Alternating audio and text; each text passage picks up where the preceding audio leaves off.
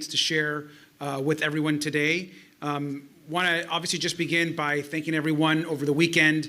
We had obviously another weekend. We had generally very good response from individuals that were out, and I know that our police department and fire department. I want to thank the community for being compliant when asked to follow our safer at home order, and we think for the most part, most folks are following the orders. There still are some that need to, and we're going to talk about that a little bit today. The latest numbers for Long Beach is we have a total positivity rate of 464 cases. That's 464 residents who have tested positive for COVID-19. The good news out of that number is approximately 266 of them have actually recovered. And so we about 266 of the 464 have recovered that have tested positive for COVID-19. Unfortunately, of course, we continue to have more individuals that pass away. We had an additional 4 residents in the last couple of days lose their lives to COVID-19. That brings our total to 24. And all this information is now available at our dashboard that we have at the COVID-19 website that has all of the information, those that passed away, the positive cases, and how we're doing as it relates to hospitalizations as well. I do want to, again, remind folks that every single one of those lives is really critical. Our prayers, our hearts go out to the families, to the medical personnel, and the way to help people and continue to save lives is to follow our health orders and to have folks please stay home as we continue to have serious issues as it relates to making sure that we're prepared and that the country's prepared for the weeks and months ahead. Let me begin by giving some overall information. Overall, the good news coming out of the end of last week, which I shared, was that we more than tripled our testing capacity. And so we now have in Long Beach the capacity to do over 500 tests every single day. That's been a huge priority for us. We heard early on that there would be tests from the federal government for everyone in the country that wanted one. That never materialized in the way that we would have liked, and so of course we went out ourselves and purchased our own tests through the city. Those tests are now being done at multiple sites. And as a reminder, folks can get a drive-through test today at one of 4 locations in Long Beach. They can go to Jordan High School in North Long Beach. They can go to Cabrillo High School in West Long Beach. They can go to St. Mary Hospital, which now has a center right adjacent, not too far from downtown. And they can go to the Long Beach City College Pacific Coast campus site, which is, of course, in the center part of the city. All 4 of those locations have drive-through testing available right now. And I will tell you, what we're seeing is different folks know different centers. We have capacity to take more tests. And so this weekend, we just launched the testing. The Long Beach City College site fills up rather quickly, and that is seeing really good traffic of testing. The Jordan site did a fair number of tests over the weekend, but we still have a lot of capacity at the Cabrillo High School site in West Long Beach. And I also understand that St. Mary today had a fair number of appointments, over 150 appointments that last I checked were set for St. Mary Hospital today. And so again, we have appointments available. You can go to the COVID-19 website at longbeach.gov. If you go to right on the homepage at longbeach.gov, you can push the COVID-19 website, and there's a testing link right there.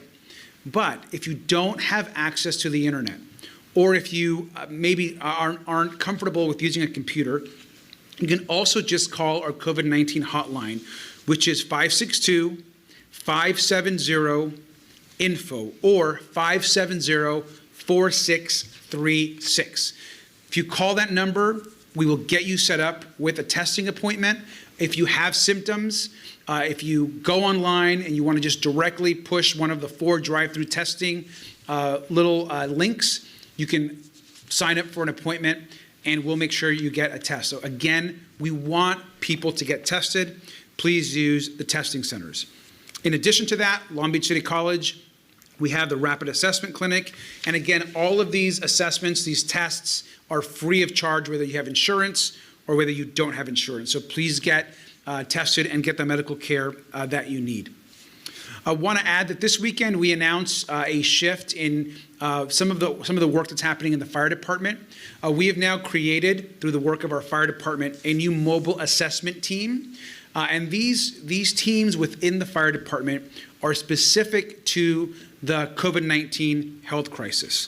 So these mobile assessment teams essentially now transport individuals that may have COVID-19 or that have been confirmed to have the virus if they need or have a medical emergency and need to get to a hospital. It's a way to have a specialized, trained fire units, and in a way that limits exposure of folks and patients that may have COVID-19 with others. So it protects our paramedics, our firefighters, the public, and of course our hospitals and health department as well. These rapid assessment teams have special safety equipment. They've undergone special procedures and training and are out there every day trying to get people the care that they need. So I want to thank again the fire department. And if you are, of course, showing symptoms or need care, we always want folks to make sure they dial 911. They get to someone that they can talk to if they really need medical care, a paramedic or some type of hospitalization. And we'll make that assessment of which unit comes out to see folks. So again, thank you to the Long Beach Fire Department on that. I want to also just note there's been a lot of discussion and Dr. Davis has been answering questions as well about the antibody test. We have received a lot of questions about when will antibody testing be available. Is antibody testing available at our clinic or through our drive-throughs? So I just want to clarify so that folks are aware. There is antibody testing happening across the country, but most of that testing right now is in the research phase. And so there are universities and health agencies that are doing antibody testing, but a lot of it is still being researched. That research is then being peer reviewed with other research so that when the country and Long Beach and the rest of us are ready to really do the larger mass antibody testing, it will be done in a way that is safe and most importantly accurate. I say this because just a few hours ago, the LA County and USC, the University of Southern California, released a very early results from their antibody test and their antibody study. And as a note of caution, because USC and the county both have noted this is early information from a study that still needs to go through an extensive process of peer review across the country to ensure that the results are correct. But we are, of course, following and partnering with LA County Health. We are following the USC research project. And as soon as the City of Long Beach, the County of Los Angeles, the City of Los Angeles, California, as soon as there is a standard that is set for health departments, for cities, and as soon as we have the information and the validity that we know the tests are accurate, just know for everyone that's asking, we will be prepared to go into that phase, but we want to make sure that we're all doing it together and that the science is right. And so just please know that's something that we know is being worked on. And I think Dr. Davis addressed that also last week as well. But we are right now digging into this USC and LA County study as well. And let me also just note that tomorrow that we will be putting out the list of our new Economic Recovery Advisory Board members. I mentioned last week that Mayor Bob Foster would be leading an advisory group. He's of course our former mayor, to help us reopen the economy in the weeks ahead that we have. And so we're putting together an advisory group that has been made up of business leaders, small business owners, workers, individuals from different industries, the arts, other types of businesses that are closed, and that group will work with the Long Beach Health Department and our health experts to provide recommendations on how and when the economy should reopen in a way that first and foremost is safe to the public and is based off of the best medical advice and experts that we have internally and also across the state and country. Also note that later this week on Wednesday, Governor Gavin Newsom will be putting out more information as to the state guidelines and the state process and framework as to when and how some of our economy will begin to reopen. And what we're trying to do in Long Beach is we want to come up with the absolute best ideas from our community, from our small business owners, from local residents, and about what is the smartest way, the most innovative way, the safest way, so that when we're ready to begin opening up some of these restaurants or barbershops or parks or places that I know folks really want to go to, that we have the best ideas and that we're sharing those ideas with all of our neighboring cities in California and with the governor and his team as well. And so we'll have a lot of information on the advisory board tomorrow, including a full list of who's going to be on that board. And I want to again thank Mayor Bob Foster for his work and for leading that effort for the city of Long Beach. With that, I want to turn this over to Dr. Davis, who's going to give us more of an update on some health-related information, and then we're going to open it up for questions from the media, and then we'll do a Spanish translation as well in just a few minutes. Thank you, Mayor. Good afternoon. In public health, we study and learn from the past to help inform our efforts today. Just over 100 years ago, the 1918 influenza pandemic infected about a third of the world's population at the time and killed more than 50 million people, including 150 in Long Beach. As tragic as this was, we learned about the risks of relaxing our efforts too early. When officials ended preventive measures and opened schools, churches, and businesses back up, the virus returned with a vengeance. The second and third waves of the flu were far more deadly than the first. We now have the benefit of these lessons, plus modern medicine, data science, incredible technology, and public health planning to inform our response today. We will use all of these tools to guide us. We know that this is a hard time for families who are out of work and for children who are out of school and childcare. This won't last forever, but if we relax restrictions too soon, it could undo all of the progress we've made up until now. A key part of our efforts in getting back to normal is widespread testing and developing new treatment options. As Mayor Garcia mentioned earlier, we want to make it as easy as possible for everyone to make an appointment, get tested, and have their questions answered.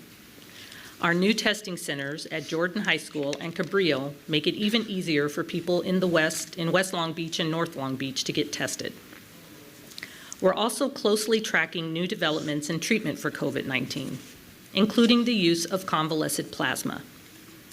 People who have fully recovered from COVID-19 have antibodies in their blood plasma that can attack the virus. This is called convalescent plasma and is being evaluated as treatment for patients with serious or immediately life-threatening COVID-19 infections, or for those who are at high risk to develop those infections or severe disease. Additionally, learning more about the use of convalescent plasma now will help us be better prepared if a second wave of disease occurs, as has happened with past viral outbreaks. If you or someone you know has tested positive and recovered from COVID-19, you can learn more about convalescent plasma, including who is eligible and how to donate by visiting the Red Cross's website at redcrossblood.org. Finally, for all the latest information and updates, please continue to check our website, www.longbeach.gov/COVID-19. You can also follow us at Long Beach City on Facebook, Twitter, and Instagram. Thank you. Thank you. We're going to go ahead and open it up for questions. I know they've got a good amount of questions today, so I'll turn it over to Jake for the first questions. Mayor, the first question is going to come from Rachel Jordan from ABC7. Okay. Rachel? Hey, so this question is for Dr. Nisa Davis. So now that the city has tripled its testing capacity over the past couple of days, should we be expecting a spike in numbers of positive cases over the next few days? I'm sorry, a what in number? Spike. A spike. spike in numbers? So as more people get tested, we would expect there to be a higher number of positives, just by the fact that now we're reaching out to, say, like the mayor mentioned, 500 people per day, as opposed to much less than that in the past. So probably as the days go forward, like later on this week, beginning of next week, we probably will start to see more positive cases. So that's expected. All right, the next question is from Kelly from the Long Beach Post. Go ahead, Kelly.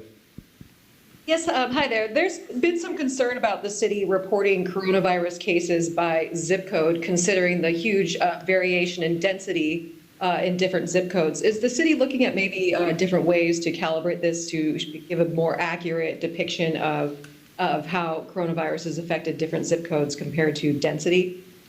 Yeah, that's a good question. So I've actually talked to a few folks in the last day or two about that very question. I mean, the zip code reporting is accurate, right? So it's certainly the data that's on there is accurate per zip code. So that's certainly the case. And you'll see that zip code and reporting by zip code is not an uncommon way to report this data. So that's a well-known, well-used standard that's being used.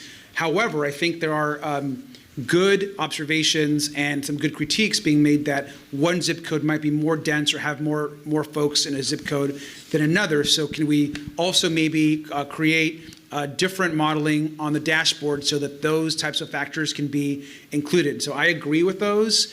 And I know that I had a conversation with some of our team over the weekend, and so they are working on that, because I think that's a really important question. We want to make sure that if folks need to look at that data and do a layover with density or how dense that zip code might be comparative to another one, that's important. So I think that's a good question, and that should be updated and or added features to get to that, I think, in the next couple of days.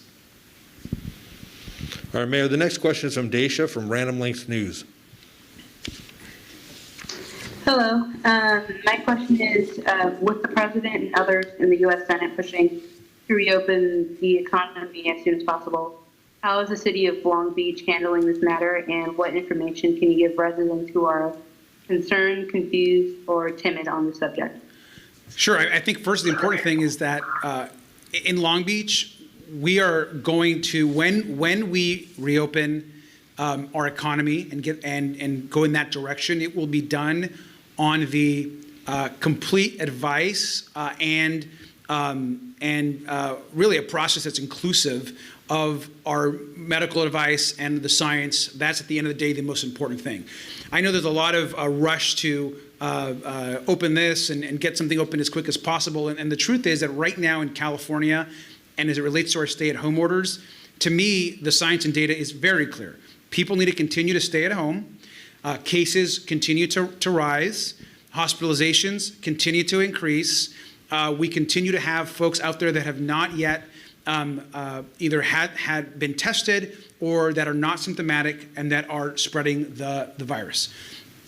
So our approach in Long Beach, I think, is in line with the governor's approach and the approach we're taking across the county, which is the single most important factor is the health of the public, and to ensure that our most vulnerable community, our seniors, folks with underlying medical conditions, are not put in a situation where they're hospitalized and could die in some cases.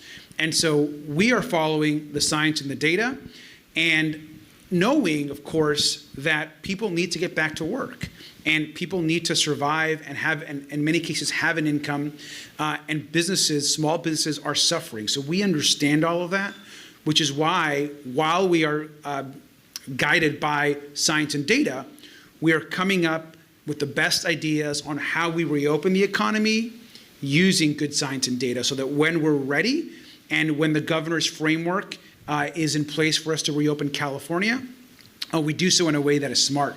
But, we are in no way going to be push to reopen anything because of political pressure or because, the group of folks holding signs on a corner. That is not going to influence the science, the data, and the medical advice that we're getting from our health department, the County of Los Angeles Health Department, and the state.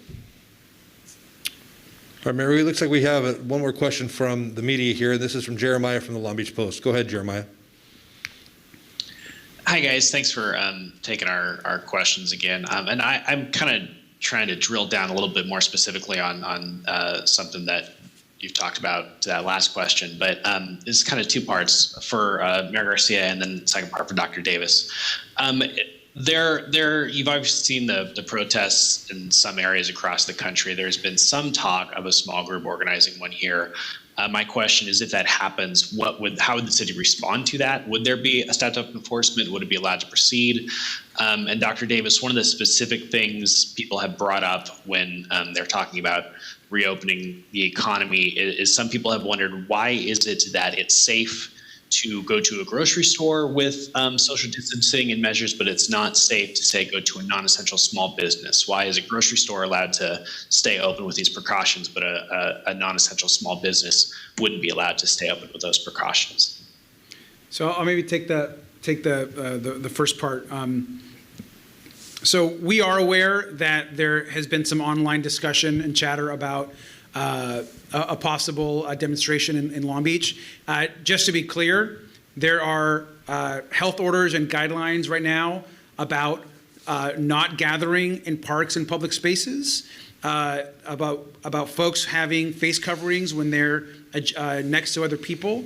And so while I think all of us agree with everyone's First Amendment rights, we also will enforce and follow our health orders that we have put out in the city of Long Beach.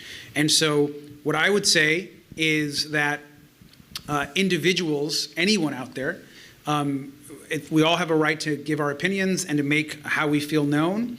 But I would ask that every single person should be considering and think about the people and the workers in our hospitals, our nurses, our paramedics, our firefighters, our doctors, and the patients who are pleading with us to do the right thing and to stay at home and to not cause further spread of COVID-19. The sooner that we all follow the safer at home orders, the sooner that we can all get back to and begin going back to the process of having a more normal economy that we all want to be at. And so groups of folks, and I saw what happened, of course, in Huntington Beach, that is not productive. That is not helpful. It is dangerous, in my opinion, when individuals were gathered in groups that way. And so I think that a vast majority of folks get it. I think that a vast majority of people in Long Beach understand the seriousness of the issue. And I would ask people to be compassionate and think of others, and not take actions that, quite frankly, in my opinion, are short-sighted and dangerous. And so I think that we'll see what happens in the weeks ahead, but the city is very aware of some of the discussions going on online. And then to address the second part of your question, which was about why are essential businesses allowed to do masking and social distancing or physical distancing, but not non-essential businesses. So the goal of the stay-at-home order was to reduce the number of people who were out and about in order to reduce transmission of the virus. Because the virus spreads very efficiently from person to person, and so if you have fewer people around that the virus can jump to, then you're going to have less transmission. There's going to be less people of vulnerable populations becoming infected, less stress on the healthcare system. So that was the goal. So the goal is to have everybody at home. However, there are certain essential businesses that have to be able to operate in order for the rest of society not to have even worse outcomes. So you have to be able to have food, you have to have your lights on, things like that. So those were essential businesses that we felt like we had to let continue to operate. Now, within that, we still needed to make sure that we did everything that we could to guarantee worker safety. So we're saying that you're an essential business, we really need you to operate. However, what do we do to have the safest workplace that we can? And so that's where the physical distancing and the facial cloth coverings and all of the other social distancing, having good hand washing, putting down plexiglass barriers, kind of all of those things were to make sure that we had the best workplace safety that we could, because you're an essential business and we needed you to operate in order for us not to have worse societal outcomes. Thank you, Dr. Davis. We're going to go to social media now. We have some questions that we've had on Facebook, and I'd like to just open this up for the comments either from the mayor or Dr. Davis, but specifically about the hospitals. And this question is the VA hospital involved with the efforts in any way? And then a secondary question to that is what happened to community hospitals opening? So good question. So I think the VA is involved, of course, in our efforts. They have obviously a very unique mission to serve our veterans and those that have served our country, but they are part of the larger conversations happening within the medical community and, of course, our hospital group. But they are, of course, focused on the work that they're doing, and so, we are, of course, are in communication. And again, when it relates to community, it's a state licensing issue as it relates to that the hospital needs to get licensed from the state, and I know that the hospital is in constant communication with the state on when that'll open. But they have hired staff, they have their materials and supplies ready, and we're all anxious, including myself, to get community hospital open as soon as possible. Wanted to add one thing, Jake. There was a note here, maybe this was from the press telegram, if we could give the numbers of the tests at the different locations. So why don't I just read that really quick. So over the weekend, what we have so far is we saw, this will give you some approximate numbers, we saw about 176 individuals at the Long Beach City College site. That was over the weekend. Jordan, there was about 156 that were seen. At the Cabrillo site, it was about 40. And so the Cabrillo site still has a lot of capacity. They all have some capacity to increase. And from what I understand, today, the St. Mary location had about 150 appointments set up, but we won't know the number till later in the day. And so that's all approximate. Did I get that right, Jake? I want to make sure I have those numbers correct. And so I know that was one of the questions. So there is capacity, and we want folks to sign up for testing. Absolutely, Mayor. Yes, that was a question from Donna from the Daily Breeze and the SCNG group. Yeah, and in addition, I would state that we also, as of today, have the 95 scheduled appointments at Cabrillo and Jordan, but there's still room for more, just like you stated earlier. And we really do want to encourage people to go and sign up for those appointments. That's really important. Absolutely. Dr. Davis, following up on the appointments, there's a lot of question about why do I need an appointment? Why can I just show up and get tested? And do I need to be sick to get tested? There are questions on Facebook asking those questions about the process for testing. And can you get into that a little bit for us? So it is important, I think, in order to have the correct staffing and the correct flow, that we kind of know what the day is going to look like. So I do think it's important to use the sign-up website. That also pre-populates a lot of the information that we need in order to run the test. So that's another way that it's streamlined. We do recommend that only people right now who have symptoms be tested. There is still a shortage of testing supplies throughout the supply chain, all the way from the swabs to the actual thing that you put the swabs in to the actual kit. So it is important that you have symptoms in order to be tested.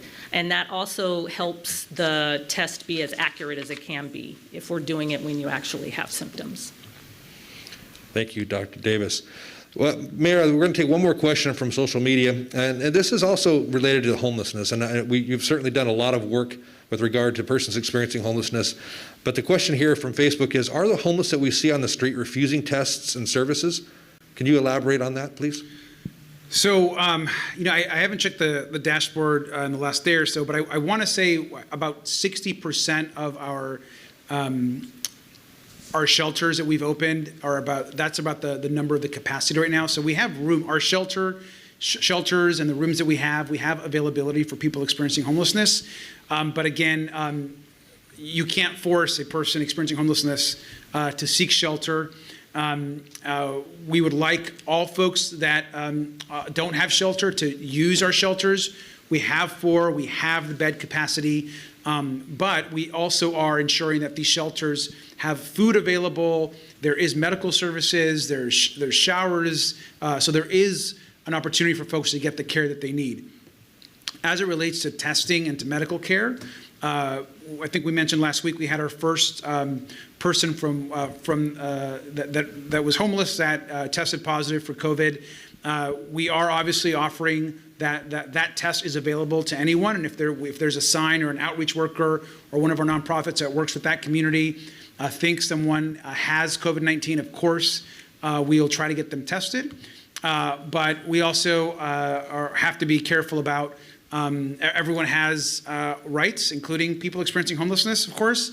And so what we can force or not force someone to do is a fine line.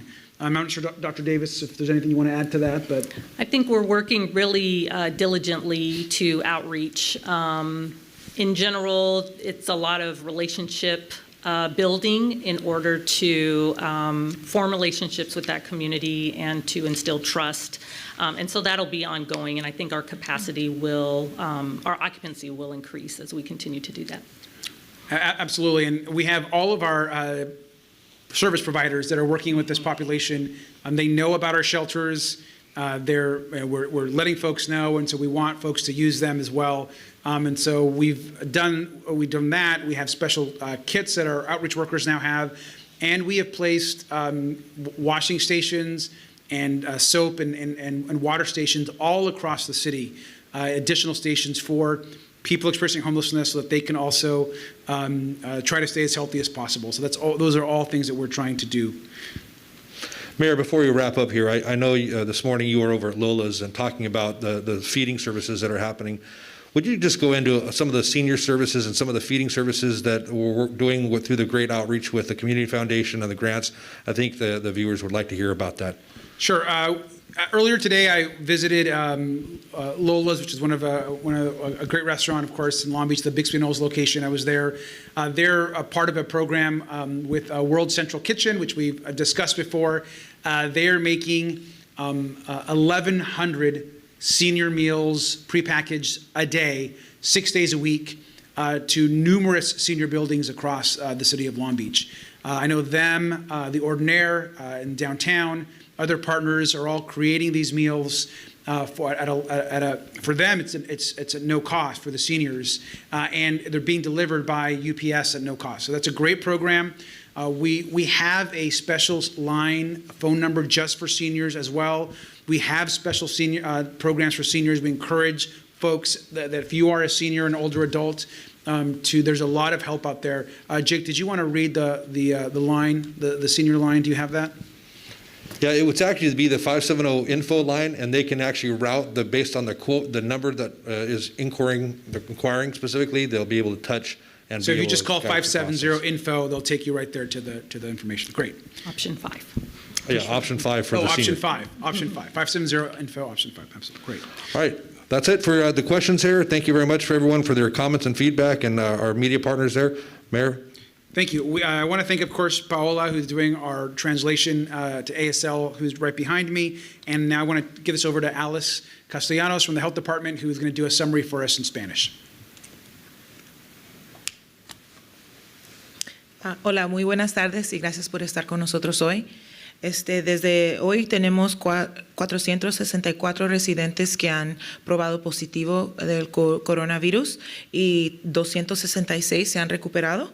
Desde el viernes, desde nuestra última sesión informativa, Hemos perdido a 4 residentes adicionales, que ahora nuestro número total es de 24 muertes del coronavirus. Hemos visto algunas protestas de orden de salud. Estos números muestran lo importante que es para todos nosotros seguir la orden de salud más seguro en el hogar y el orden del Estado practicando el distanciamiento físico. Como se muestra en las protestas en todo el país, entendemos que quedarse en casa es difícil, pero queremos agradecerle a todos por cumplir con estas importantes órdenes de permanecerse en casa y solo salir cuando es absolutamente necesario. Se abrieron 3 nuevos sitios de prueba del coronavirus durante el fin de semana, lo que se permite evaluar más de 500 personas al día.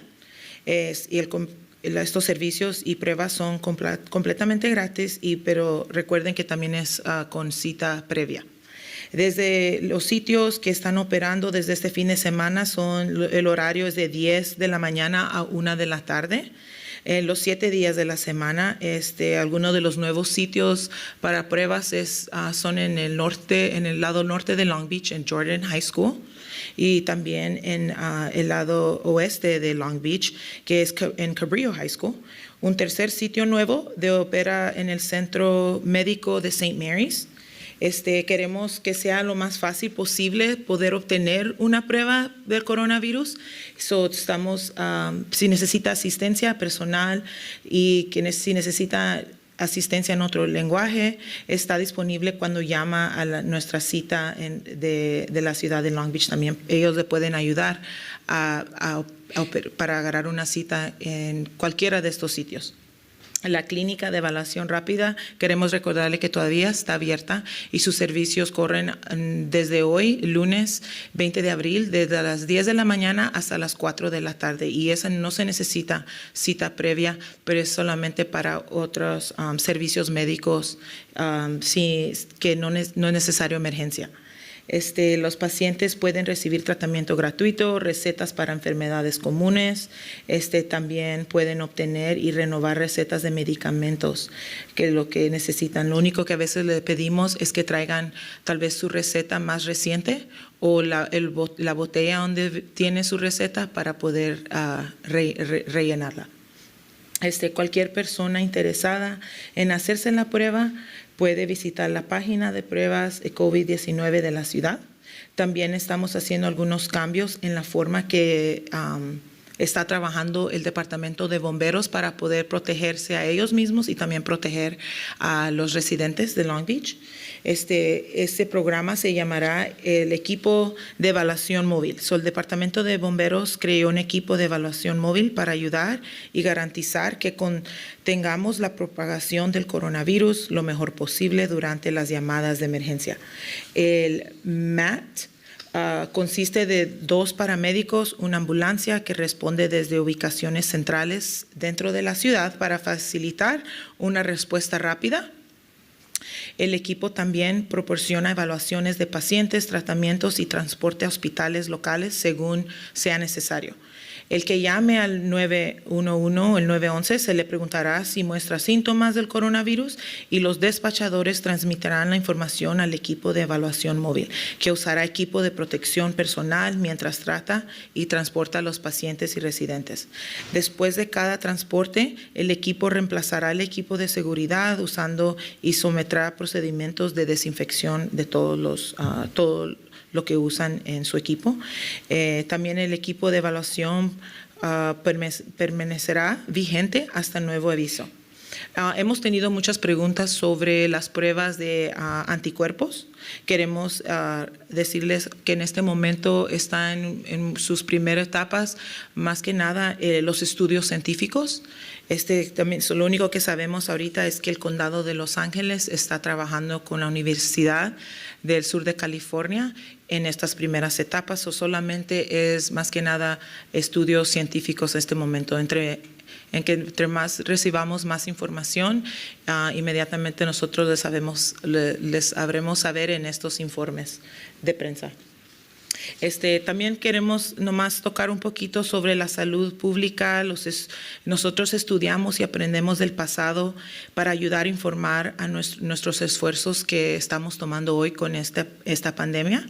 Hace más de 100 años, cuando la pandemia de gripe, primero en el año 1918, infectó aproximadamente un tercio de la población mundial en ese momento y mató más de 50 millones de personas, incluyendo 150 personas aquí en la ciudad de Long Beach. Desde entonces aprendimos sobre los riesgos de relajar esfuerzos demasiado pronto. Cuando oficiales pusieron fin a las medidas preventivas y abrieron escuelas, iglesias y empresas, el virus regresó con una venganza más tremenda. La segunda y tercera oleada de gripe fue mucho más mortal que la primera. Ahora tenemos el beneficio de estas lecciones, más medicina moderna, ciencia de datos, tecnología increíble y planificación de salud pública para informar a nuestra respuesta hoy. Usamos todas estas herramientas para guiarnos. Aún así, sabemos que en este momento tan difícil para las familias que no tienen trabajo y para los niños que no van a la escuela y el cuidado de los niños. Pero nuestra meta y nuestras metas siguen siendo la salud y la prevención de la propagación del coronavirus. Para nosotros es más importante mantener a la comunidad saludable que hacer decisiones muy rápidas y luego lamentarlas después. Por favor, recuerden que esto no va a durar para siempre. Las restricciones, si atenuamos las restricciones demasiado pronto, podría deshacer todo el progreso que hemos hecho hasta ahora.